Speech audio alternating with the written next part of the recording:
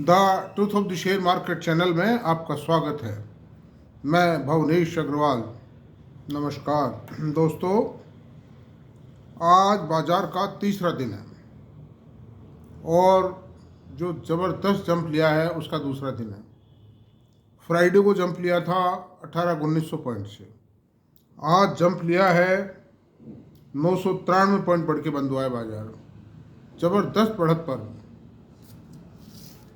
और निफ्टी जो है वो 314 पॉइंट बढ़ के बंद हुआ है, यानी 1.32% बढ़ के बंद हुआ है आज।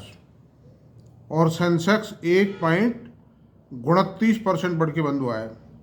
निफ्टी बैंक ज़बरदस्त जंप लिया है, 1072 पॉइंट का जंप है, यानी 2.10% का जंप है। निफ्टी मिड कैप 1.61% का जंप है। स्मॉल कैप 2.03% का जंप है और निफ्टी आईटी में 0.66% का, चूंकि ये काफ़ी बढ़ चुका है और अभी बढ़ रहा है, धीरे धीरे मोमेंटम गेन कर रहा है। अंडर दीज सर्कमस्टेंसेस इसके बारे में ये नहीं माना जा सकता कि ये बढ़त कोई कमज़ोर बढ़ा है आज, चूंकि ये तो बढ़ता ही रहा है और इसने आज लाइफ टाइम हाई लगाया है, मतलब 43,751 का लेवल टच किया है, जो लाइफ हाई टाइम है, मतलब लाइफ टाइम हाई है, मतलब। अब अब बैंकिंग के बारे में बात करते हैं। पहले तो बैंक निफ्टी की पोजीशन यह है दोस्तों कि बैंक निफ्टी ने भी सबसे ज़्यादा आज अगर जंप लगाई है तो बैंक निफ्टी में लगाई, और काफ़ी खबरें आ रही है फॉरेन ब्रोकरेज फर्म से भी आ रही हैं कि अब लार्ज कैप शेयर चलेंगे, और ये साफ इंडिकेशन है कि लार्ज कैप शेयरों में अब चमक दिखाई देती रहेगी। निफ्टी बैंक सुबह इतना तेज नहीं था, एकदम से लंच के आसपास यानी 1:30 के आसपास इसने गर्मी खाना शुरू किया है और 1072 की तेजी पहुंच गया। और सबसे जो ज़्यादा उम्मीद दिखाई दी है 1803 रुपये का level, life time high level HDFC bank ने लगाया। हालांकि वो टिक नहीं पाया, और उसकी क्लोजिंग हुई है 1785 रुपये, तो भी कोई खास नहीं टूटा है। इतना सा तो क्लोजिंग पे टूटता ही है, बाजार ट्रेडर्स प्रॉफिट बुक करते ही हैं। अंडर दीज सर्कमस्टेंसेज फ्रेंड्स, ऐसे जो मैं बार बार ये कहता रहा हूँ कि HDFC बैंक, ICICI बैंक और एक्सिस बैंक में गर्मी आएगी, वो पूर्णतः सत्य सिद्ध होती दिखाई दे रही है। IT सेक्टर में भी लाइफ हाई टाइम लगाने का मतलब शेयर उस सेक्टर को ऊपर जाना है, उसके शेयरों को ऊपर जाना है। 43,751 का लेवल लाइफ टाइम हाई है, और कोई ज़्यादा ऐसा नहीं कोई ज़्यादा टूट के बंद हुआ है। ये बंद हुआ है 0.66 की बढ़त लेके, 286 पॉइंट की बढ़त लेकर के बंद हुआ है। अब ICICI बैंक हालांकि ज़्यादा नहीं बढ़ पाया है आज, ये अच्छी बात भी है क्योंकि ये मौका दे रहा है, खरीदने का मौका दे रहा है। HDFC बैंक में मौका है, कोई खास तेज नहीं हुआ है। And I have been recommending again and again, I have been analysing, I have been motivating the attention towards HDFC bank, ICICI bank, Axis bank, इन तीनों बैंकों की ओर मैं ध्यान आकर्षित करता रहा हूँ। एंड आई हैव बीन, हालांकि आज PSU बैंक भी तेज हुए हैं, लेकिन मुझे उनकी तेजी पर भरोसा नहीं होता है। प्राइवेट बैंक का एम्प्लॉय काम करता है 16 घंटे, सरकारी बैंक का एम्प्लॉय काम करता है 6 घंटे, और 6 घंटे भी जिस एफिशिएंसी करता है आप सबको मालूम है, और 16 घंटे HDFC bank, ICICI bank, Axis bank के जो एम्प्लॉय काम करते हैं उनकी भी एफिशिएंसी, स्पीड एंड एफिशिएंसी आपको अच्छी तरह मालूम है। इस बारे में मुझे कुछ कहने की आवश्यकता नहीं, मैं किसी की आलोचना नहीं कर रहा हूँ, I am telling you the fact. अब सवाल ये पूछता है, अच्छा फिर अब आप IT के शेयरों के अंदर देखिए, मैंने आज सुबह ही जो वीडियो लॉन्च किया था उसमें 4 शेयरों को एनालाइज किया था। LTTS को रिकमेंड नहीं, मैं शब्द काम में नहीं लूँगा, एनालाइज किया था। टाटा एलेक्सी को एनालाइज किया था, KPIT टेक्नो को एनालाइज किया था और L&T और टाटा टेक्नोलॉजी को एनालाइज किया था। उसमें आज ही LTTS में 2.85% की बढ़त आ गई है। इतने हाई प्राइस शेयर में 3% इन सिंगल डे बढ़ना, ये क्या शो करता है? ये शो करता है this share is ready for a big quantum jump. Another thing, हालांकि कोफोर्ज में भी आई है, एम्सिस में आई है, लेकिन वो ऑलरेडी बहुत हाई प्राइस्ड है और वो ऑपरेटर्स के ग्रिप में बुरी तरह फंसे हुए शेयर हैं, उनको फंसा रखा है, उसमें सट ऑपरेटर खेल रहे हैं। लेकिन मैं गारंटी से कह सकता हूँ कि LTTS अभी तक इसको हाई प्राइस नहीं कहा जा सकता है, क्योंकि इसका पी रेशो बहुत कम है। इसका पी रेशो 44 है, मतलब तो 44 के पी रेशो पे 21 करोड़ की इक्विटी वाला शेयर, जिसकी सेल 10,000 करोड़ रुपए हो और 10,000 करोड़ से जब क्वांटम जंप लेने को तैयार हो, उसको कोई ज़्यादा नहीं कहा जा सकता है। तो आप चाहे माने ना माने, मेरा जो मेरा एनालिसिस है और जो मेरी ग्रिपिंग है, आप चाहे अप्रिशिएट ना करें, लेकिन वो आपके सामने है। अनदर थिंग,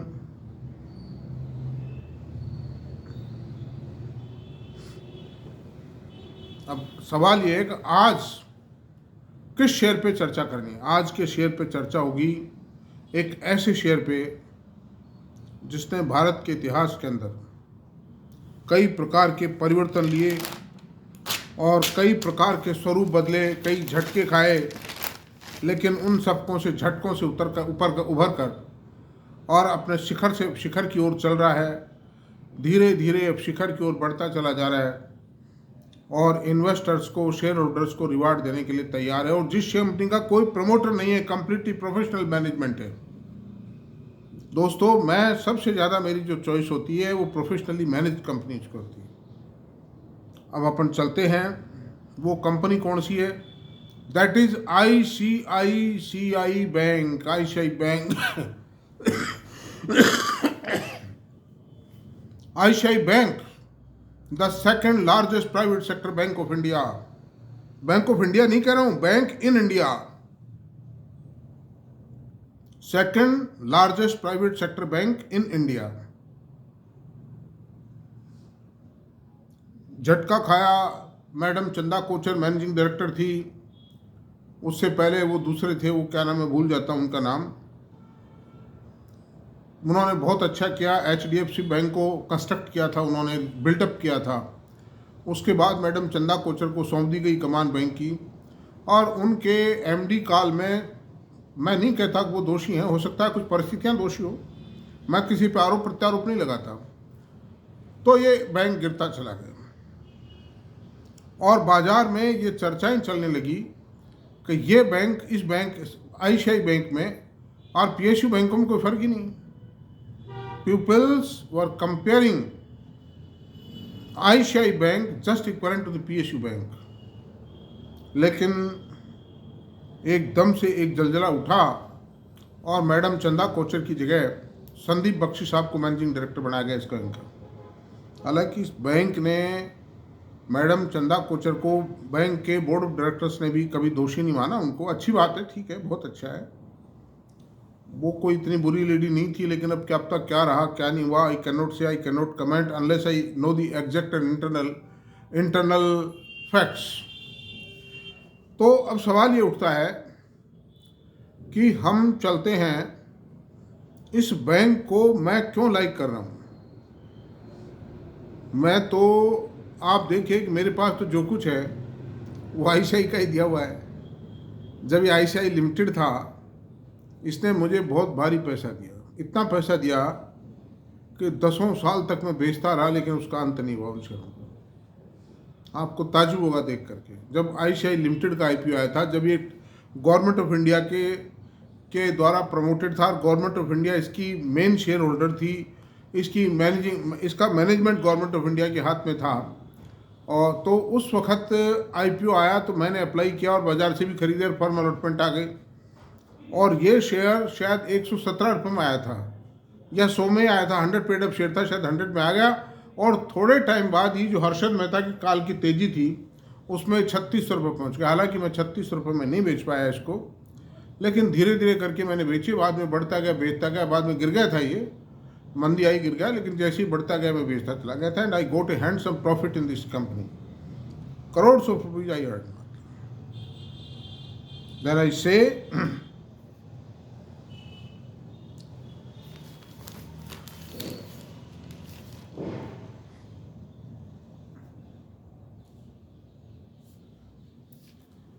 आज शेयर की क्लोजिंग 1300 रुपये पे हुई है, और 1300 रुपये टू पेड अप शेयर है, कोई खास बात नहीं। इसका प्राइस अर्निंग रेशियो 19.4 है। It is just equivalent to HDFC bank.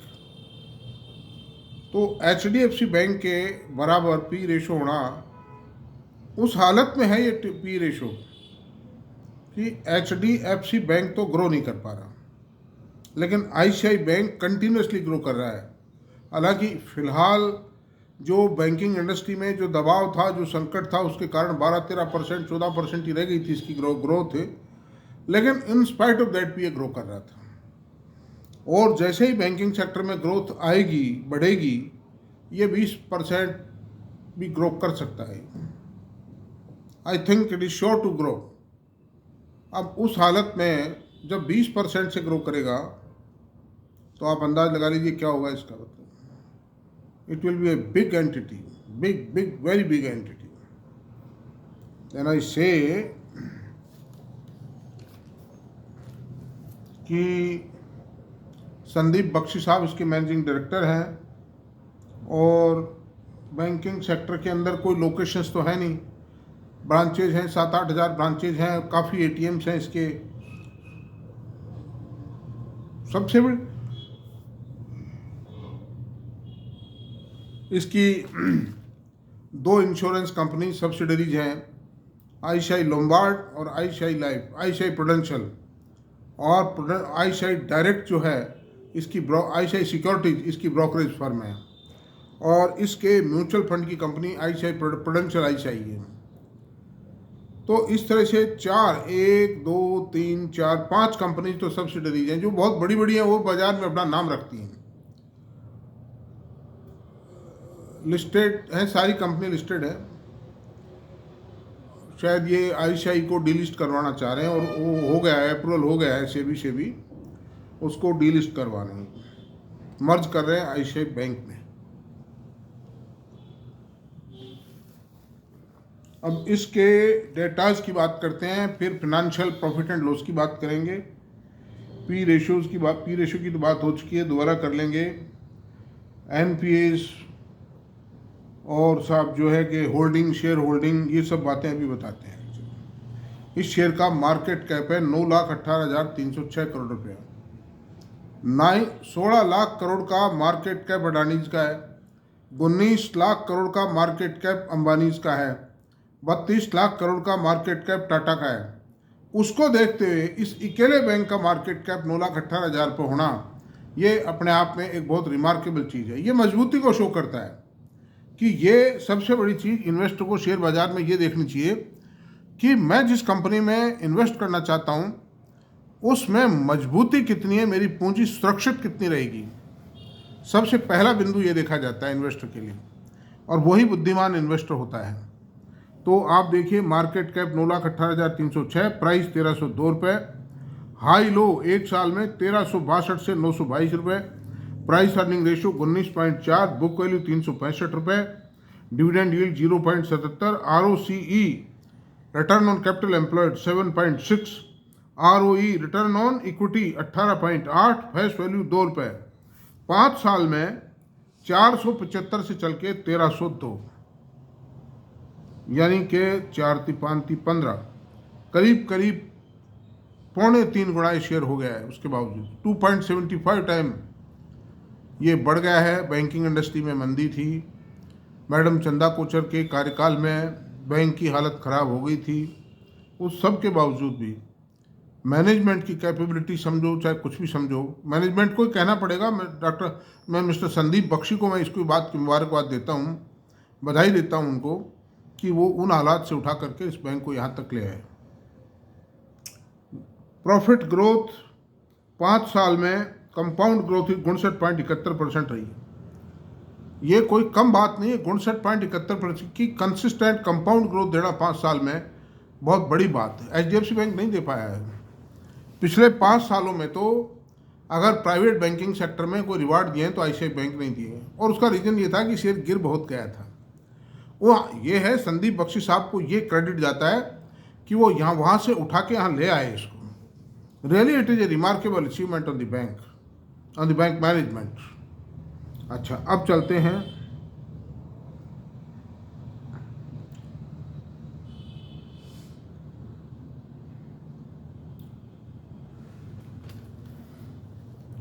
हैं अपन क्वार्टरली रिजल्ट्स पर, और कंपैरिजन करेंगे सितंबर 23, जून 24 और सितंबर 24, इन 3 क्वार्टर्स का कंपैरिजन करेंगे।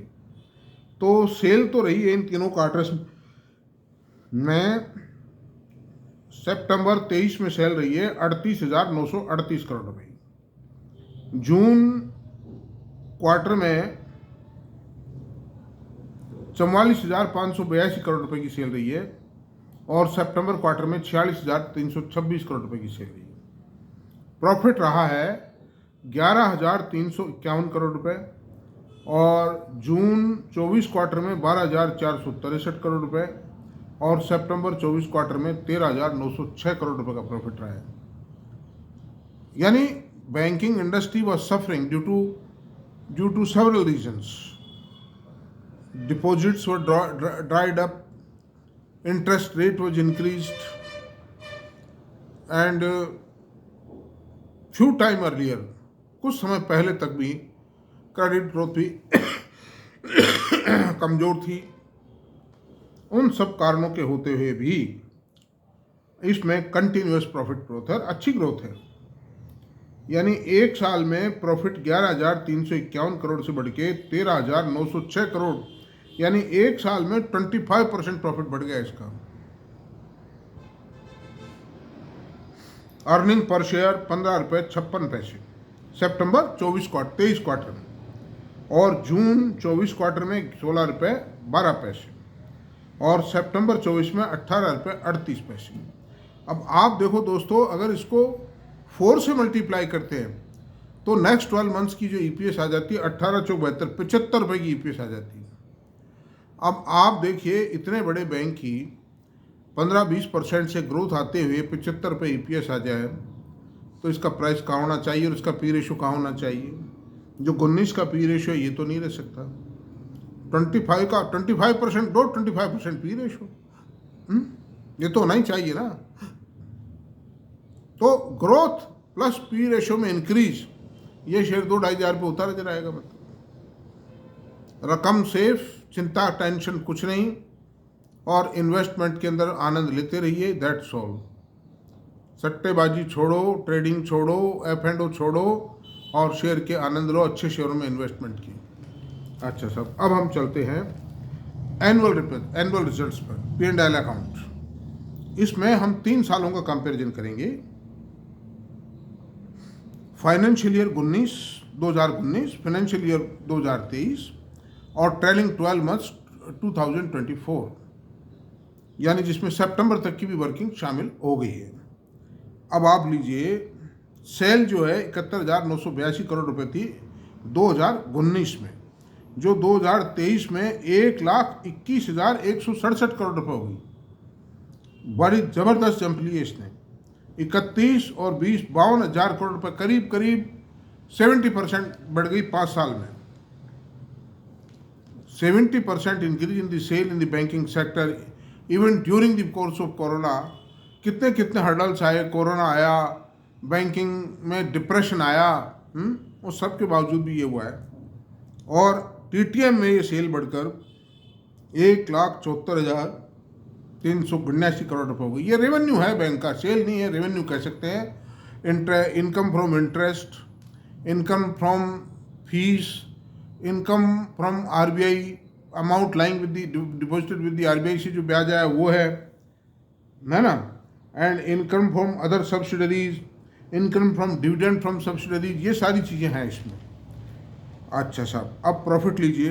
इनकम फ्रॉम ट्रेजरी, प्रॉफिट की बात यह है कि FY 19 में 5,689 करोड़ का प्रॉफिट था। FY 23 में 35,461 करोड़ का प्रॉफिट आया और TTM में 50,084 करोड़ का प्रॉफिट है। तो 50,000 करोड़ का प्रॉफिट होना, ज़्यादातर कंपनी की तो सेल ही नहीं है। 50,000 करोड़ का प्रॉफिट देने वाली मैं समझता हूँ चौथी, पांचवी, छठी कंपनी हिंदुस्तान की। रिलायंस, HDFC बैंक, TCS, बस उसके बाद मेरे ख्याल यही कंपनी है 50,000 में। प्राइवेट सेक्टर में, सरकारी सेक्टर में इंडियन ऑयल कॉरपोरेशन और ये हो सकते हैं, बस इंडियन ऑयल ही होगी, बस और तो क्या है। This is the position. तो इसको अंडर एस्टिमेट करना ICICI बैंक को, ये एक बहुत बड़ी भूल होगी, मैं जहाँ तक समझता हूँ। अर्निंग पर शेयर है 6 रुपये 60 पैसे FY 19 में, FY 23 में 48.74 EPS थी और ट्रेलिंग 12 मंथ्स में 67 रुपये EPS। ये 75-80 होने वाली है, मैं आपसे बता रहा हूँ, जो मैंने बताया है ना भी थोड़ी देर पहले एनालिसिस में। इस गति से बढ़ता रहा, 100 रुपये होते भी देर नहीं लगेगी, डेढ़ 2 साल में 100 रुपये हो जाएगी, खत्म किस साल।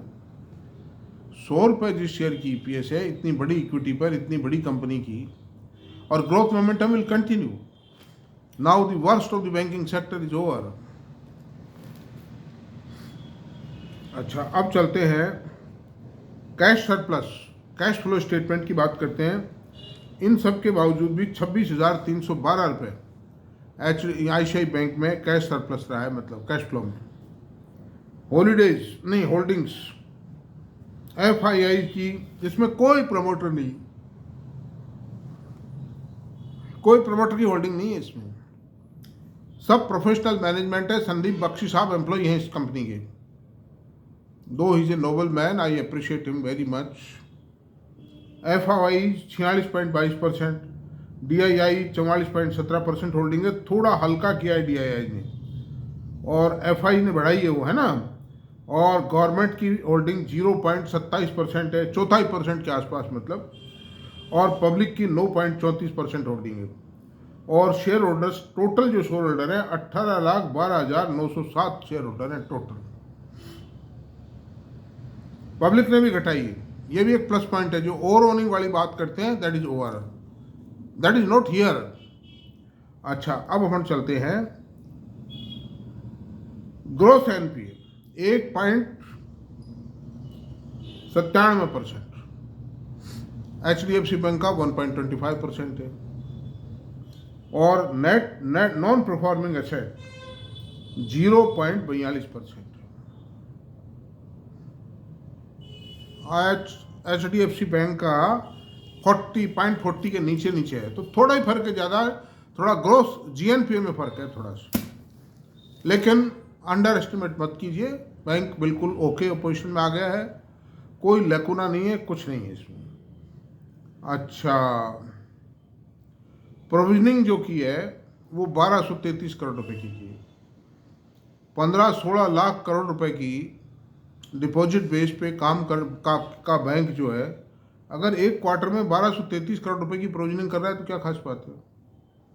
जो बैंक 50,000 करोड़ रुपए साल कमा रहा है, तो चारों क्वार्टर की प्रोविजनिंग यही रहेगी, मान लो तो 12 चौक 48, 5,000 करोड़ रुपए की या 4500 करोड़ रुपए की प्रोविजनिंग पूरे साल में रहती है, तो क्या हो गया, 10% of the profit has been provided as provisioning. SBI bank ने इस क्वार्टर के अंदर 4500 करोड़ की प्रोविजनिंग की है, मतलब। तो दोस्तों, आप कंपेयर कर लीजिए इस बात को, what is the difference between private bank and government bank. मैं कोई आलोचना नहीं करता हूँ, उनकी अपनी परिस्थितियाँ हैं, उनकी अपनी पॉलिसीज हैं, they are governed by government policy. Government is doing a lot of social welfare schemes and they are the main partner, they are the main associate in government welfare schemes, social security schemes, कई तरह की काम उनकी व्यवस्था है, उनको दोषी नहीं कह सकते। लेकिन हमको तो हमारे हिसाब से देखना है ना भाई, हमको जहाँ हमारे को ज़्यादा प्रॉफिट है वहाँ हम पैसा लगाएंगे, दैट्स ऑल, खत्म। उसमें कोई गड़बड़ वाली बात भी नहीं है। सरकार अपने हिसाब से काम करे, बैंक अपने हिसाब से काम करे, प्राइवेट बैंक अपने हिसाब से काम करे, और हम अपने हिसाब से काम करें। This is the position. MD साहब की बात मैंने बताई दी है। और इसका कासा रेशो जो है वो 42.17% है। तो it is a good Kasa ratio. Kasa ratio का मतलब current account, saving account, deposit ratio in the total deposits of the bank, ये मतलब है। Net profit margin 28.61% of the revenue received है। बस ये बात है, दिस इज द पोजीशन। अब जो टारगेट वारगेट देने की बात करते हैं कुछ बंधु लोग मुझसे, टारगेट वारगेट कभी चलते नहीं हैं। टारगेट बड़ी गंदी चीज़ है। टारगेट जहाँ भी आप दोगे आप दुखी हो जाओगे। आप सिर्फ ये देखिए कि कोई भी कंपनी जो ग्रो कर रही है उसमें पैसा लगा दीजिए। जो सेफ कंपनी है, अच्छे मैनेजमेंट के हाथों में है, वहाँ पैसा लगा दीजिए। दैट्स ऑल, ख़त्म किस्सा। और लगा के बैठ जाइए, किस्सा ख़त्म है। सट्टेबाजी खेलो, मर्जी आपकी है। थोड़ा सा खेल लो, अगर शौक भी है ना तो इतना सा खोल लो भाई, 10 ICICI बैंक के शेयर खरीद लिए और सुबह शाम में बेच लिए। अब जितना भी घाटा नफा होगा 100-200 रुपये हो जाएगा, आपका शौक भी पूरा हो जाएगा और बाजार से आपका अटैचमेंट भी रहेगा। लेकिन जो मेजर इन्वेस्टमेंट आपको करना है, मेजर पैसा लगाना है, वो अच्छे शेयरों में लगा के भूल जाइए। मेरी यही सलाह है। That's all. मेरा वीडियो अगर पसंद आया तो प्लीज़ इसको सब्सक्राइब करें, लाइक करें, शेयर करें, कमेंट करें। Thank you very much.